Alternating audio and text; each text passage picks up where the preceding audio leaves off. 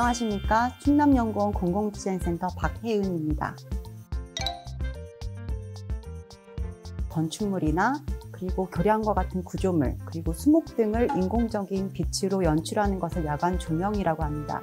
야간 경관이라는 것은 이러한 의도적으로 연출해서 만드는 인공적인 빛과 자연의 빛, 그리고 우리의 생활과 경제 활동으로 인한 빛들의 조화에 의해서 만들어지는 경관 요소들의 총합체라고 할 수 있습니다. 행정이나 주민들이 경관에 대한 관심을 향상시킬 수 있고, 결과적으로는 지역의 경관을 향상시킬 수 있는 긍정적인 영향을 줄 수가 있습니다. 그리고 두 번째로는 최근에 야간 활동이 많아지고 있는데요. 주간뿐만이 아니라 야간에도 주민들이 그 공공 인프라를 활용할 수 있도록 함으로 인해서 지역 자원의 활용을 활성화하는 데 기여할 수 있다는 것을 들 수가 있습니다. 그리고 세 번째는 지역 고유의 자원인 역사문화 자원이라던가 자연 자원 등을 대상으로 해서 야간 경관 사업을 추진함으로 인해서 지역의 정체성을 강화하는 데도 기여를 할 수가 있습니다. 마지막으로는 야간 관광하고 함께 추진함으로 인해서 새로운 관광 수요를 창출할 수 있다는 그런 효과를 얻을 수가 있습니다.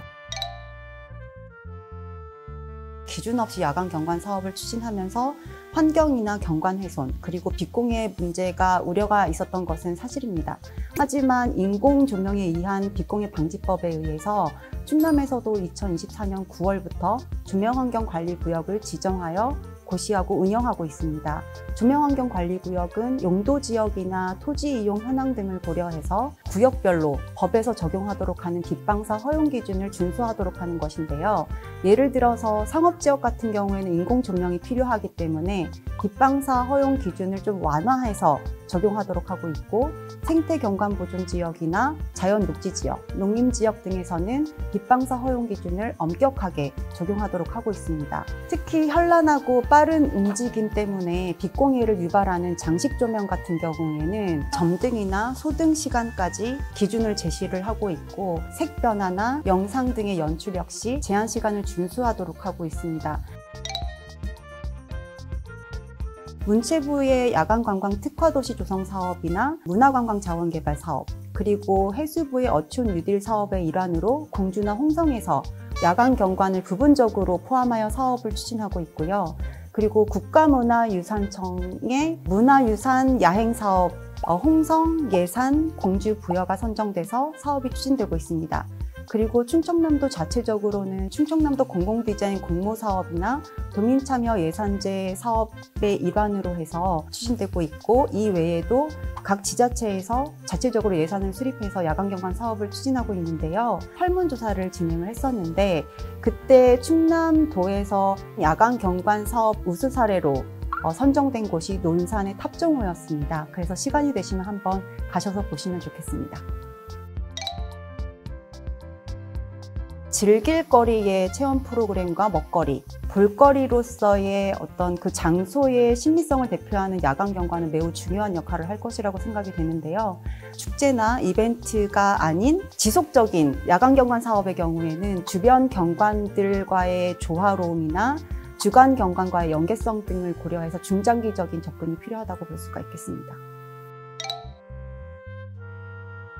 충남 같은 경우에는 야간 경관 사업이 수도권에 비해서 좀 늦게 활성화된 편입니다. 그렇기 때문에 행정이나 주민들의 야간 경관에 대한 인식이 상대적으로 부족한 상황이라고 볼 수 있는데요. 사업 담당자들을 비롯해서 정책을 결정할 수 있는 지자체 의원, 그리고 주민들을 대상으로 해서 정책 홍보라던가 교육 추진이 필요합니다. 더욱이 올해부터는 야간 경관 사업 추진을 할 때 조명환경관리구역에 따른 빛방사 허용 기준을 적용해야 되기 때문에 이를 내용으로 하는 교육 추진이 필요하고요.